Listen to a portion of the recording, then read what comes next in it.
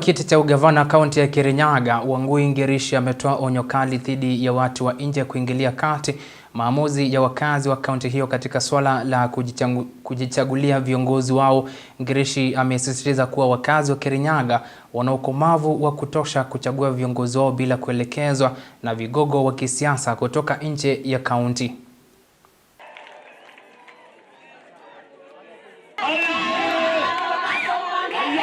Message loud and clear.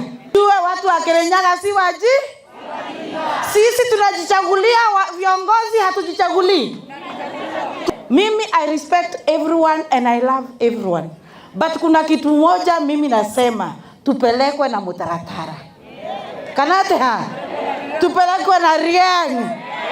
Tuache kupelekwa hivi hivi. Tunasema tupewe heshima.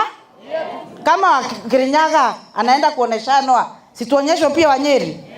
Aya, tuonyesho pia wa huko Nyandarua kwenye walikuwa.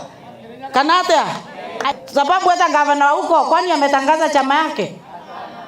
Kirinyaga tupatiwe heshima yetu. Tutajichagulia mtu ambaye tunataka. Ala, si ndio hivyo? Tafadhali uende upange line ama uingie uangaliliwe, upeane ID yako uangaliliwe kama hauko kwa orodha ambao wameandikisha kupiga